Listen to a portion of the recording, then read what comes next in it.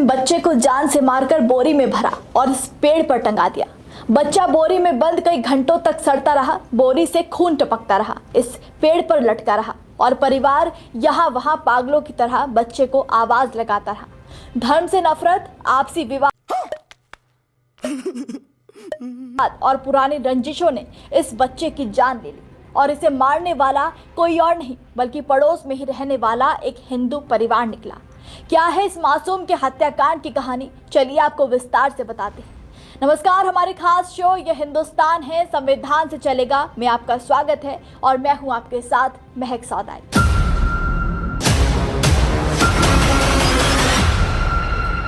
दिल दहला देने वाला ये मामला उत्तर प्रदेश के आजमगढ़ से सामने आया है, जहां सड़कों पर ये रोता बिलखता परिवार, सुध बुध खो चुकी मां अपने बच्चे के लौट आने का इंतजार कर रही है।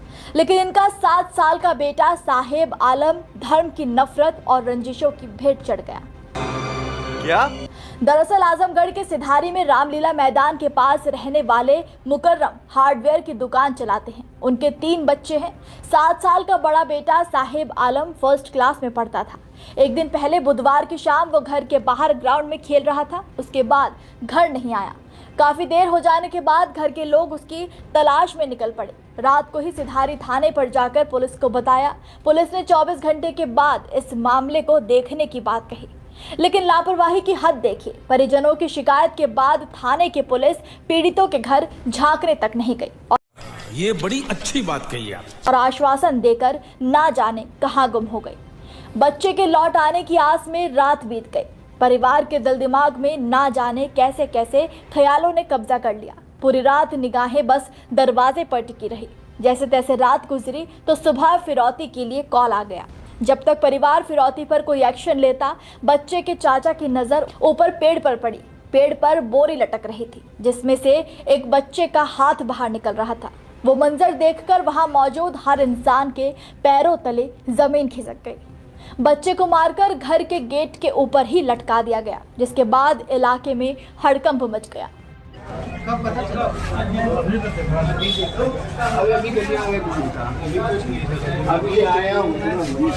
और बच्चे को देखकर परिवार सबसे पहले पुलिस पर ही बिफर पड़ा और रो रो कर बोलता रहा कि अगर पुलिस ने देर न की होती, अगर 24 घंटे का वक्त न दिया होता तो उनका बच्चा आज जिंदा होता। झूठ पे झूठ बोलती जा रही है। यानी साफ तौर पर पुलिस की लापरवाही का जीता जागता सबूत भी यहाँ सामने आ गया। बच्चे की लाश मिलने के बाद परिवार और तमाम मुस्लिम समुदाय में आक्रोश भर गया और फिर उनका शक किसी और पर नहीं बल्कि अपने ही पड़ोस में रहने वाले एक हिंदू परिवार पर गया। परिवार ने डॉल्स में रहने वाले शैलेंद्र कुमार निगम उर्फ मंटू पर भतीजे की हत्या का आरोप लगाया। उन्होंने बताया कि पड़ोसी मंटू की भी हार्डवेयर की ही दुकान है। उसने अपने पूरे परिवार के साथ मिलकर इस घटना को अंजाम दिया, चाकू से गोदकर निर्मम हत्या कर दी। बच्चा उससे काफी ज्यादा घुला मिला हुआ था। परिवार का कहना है कि ये पूरा परिवार बच्चे को खूब प्यार किया करता था, उसके साथ खेला करता था और उसे अपने घर में भी बुलाया करते थे। कानून नहीं सुना, कैसा मेरा कानून इसलिए हम लोग देश सिपाही माना गया है, देश का सेवा किसलिए कहा गया है। अगर रात में पुलिस ने बोला कि 24 घंटे के बाद सुनवाई होगी, अरे वो क्या करोगे तुम सुनवाई करके, जब इंसान मर जाएगा तो, अगर मर जाएगा तो क्या सुनवाई करोगे। नहीं जरा क्या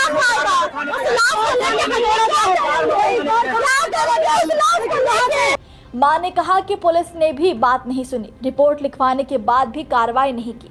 पुलिस ने बताया कि 24 घंटे के बाद सुनवाई होगी। अब मेरा बच्चा मर गया, उसकी हत्या कर दी गई, अब कौन सुनवाई करेगा। और जब मामले में पुलिस ने जांच की तो दोनों आरोपियों को फरार पाया। सुबह फिरौती के लिए कॉल आने के बाद पुलिस सक्रिय हो गई। जिस नंबर से कॉल आई थी उसको ट्रेस किया जाने लगा। सिधारी थाना क्षेत्र में इटौरा के आगे डेंटल कॉलेज के पास इन 2 लड़कों को देखा गया और जैसे ही पुलिस वहां पहुंची, उन्हें देखते ही शैलेंद्र और राजा ने पुलिस पर फायरिंग कर दी, जिसके बाद पुलिस को भी गोली चलानी पड़ी। जवाबी कार्रवाई में शैलेंद्र के पैर में 2 गोली लगी, जबकि राजा निगम को 1 गोली लगी। दोनों को अस्पताल में भर्ती कराया गया है। मृतक के परिजन हैं, उनके द्वारा तहरीर देते हुए बताया गया है कि पुराने विवाद और व्यावसायिक रंजिश की वजह से शैलेंद्र निगम और राजा निगम ने अपने परिजनों और कुछ परिचित के साथ मिलकर इस घटना को अंजाम दिया है। उस तहरीर को विवेचना में सम्मिलित कर लिया गया है। इस प्रकरण में जो वैज्ञानिक साक्ष्य हैं उनको फील्ड यूनिट के द्वारा जुटाया जा रहा है। इसके अलावा इलेक्ट्रॉनिक साक्ष्य और अन्य जो मजबूत साक्ष्य हैं उनका संकलन करके त्वरित और गुणवत्तापूर्ण विवेचना सुनिश्चित की जाएगी। साथ ही माननीय न्यायालय में प्रभावी पैरवी करके जितने दोषी होंगे उन सब के विरुद्ध सख्त वैधानिक कार्रवाई सुनिश्चित की जाएगी। फिलहाल माहौल तनावपूर्ण है, लेकिन हालात और ना बिगड़े इसके लिए पुलिस पहले से ही एहतियात बरत रही है। कानून व्यवस्था को संभालने के लिए मौके पर पर्याप्त पुलिस बल तैनात है। इसमें कंपनी पीएसी, 18 थानों की पुलिस, क्यूआरटी को लगाया गया है। आजमगढ़ से न्यूज़ 24 के संवाददाता शुभम सिंह ने जब परिजनों से बातचीत की तो उन्होंने बताया कि आरोपी की हार्डवेयर की दुकान है, दुकान नहीं चलती थी। ऐसे में आरोपी उनसे चिढ़ता था और काफी लंबे समय से दोनों परिवार में किसी न किसी बात को लेकर रंजिशें चल रही थी। लेकिन ऐसी भी क्या रंजिश कि एक अब तू गया बेटा, अब तू गया देख। मासूम की ही चाकू गोद गोद कर हत्या कर दी। और बच्चे से भला क्या रंजिश हो सकती है जो उसे इतनी भयानक सजा दे दी गई। ऐसे अपराधों के लिए हमारे देश के कानून में क्या सजा लिखी गई है, चलिए जान लेते हैं। भारतीय न्याय संहिता की धारा 100 के तहत यदि कोई व्यक्ति किसी का मर्डर करता है या ऐसी चोट मारता है जिससे मृत्यु होना तय है तो ये हत्या का दोषी माना जाएगा। भारतीय न्याय संहिता की धारा 103 हत्या को परिभाषित करती है और इसके लिए दंड का प्रावधान करती है। ये धारा किसी व्यक्ति की हत्या के लिए मृत्युदंड या आजीवन कारावास और जुर्माने का प्रावधान करती है। और ये हत्या किसी नस्ल, जाति, समुदाय, लिंग या अन्य भेदभावपूर्ण आधार पर की जाती है तो समूह के प्रत्येक सदस्य को मृत्युदंड या आजीवन कारावास और जुर्माना भुगतना होगा। भारतीय न्याय संहिता की धारा कैसे लोग रहते हैं यार यहाँ। 37 किसी का अपहरण करने से संबंधित है, जिसमें किसी भी व्यक्ति को उसकी सहमति के बिना भारत की सीमा से बाहर ले जाने या किसी बच्चे या मानसिक रूप से कमजोर व्यक्ति को उसके कानूनी अभिभावक की मर्जी के बिना दूर ले जाना शामिल है।